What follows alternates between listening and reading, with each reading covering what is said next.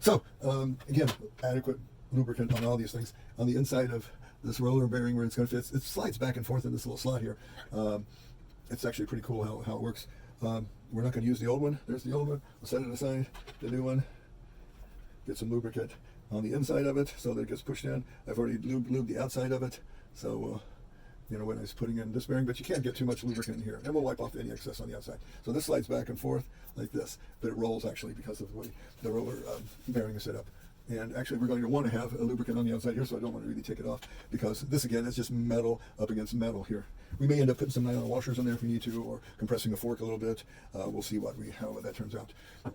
Okay, so center hole goes in the back, lower hole goes up front, and so I'm going to get some lubricant again on these. Remember, can't lubricate too much on this top portion. Now let's get this one set. And since this is a nice tight fit, I like this, we're going to go ahead and lube up this whole thing right here. I'll lube my side and where I can see it, and then we'll lube your side where you can see it.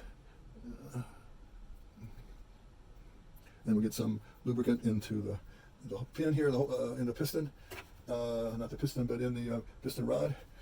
And we're going to put this hopefully in the right way. It slides in fairly easy. Got to make sure that these holes line up, and then again, lubricant, lube. Anything that makes it to the outside will clean up.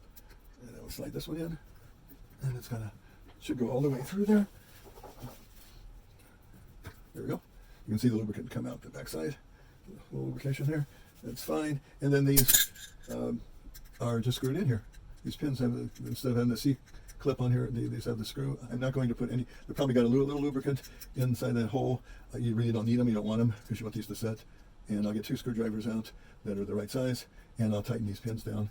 I'm not too sure. Will these have to come off again? I'm not too sure. Okay, for now we'll go ahead and tighten up these pins. Get a screwdriver big enough that fits in there. Just snug them. That one's actually hand snugged pretty good. And then this one, same way. This one tightened up with just a hair. And I've got a little bit of grease in there. The slots. Take that out. Clean up anything that's left over. And we'll move on to the boiler cap.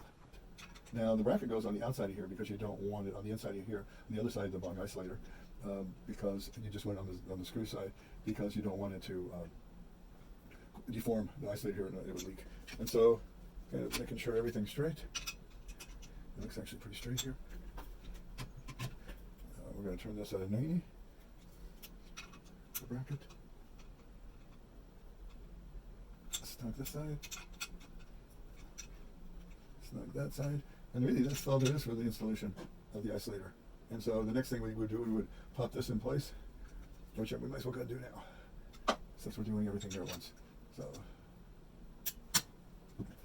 so if I just set this on, this is just all pressure fit here. There is on this older version, it's not adjustable. It screws on, I believe, with a 16 millimeter.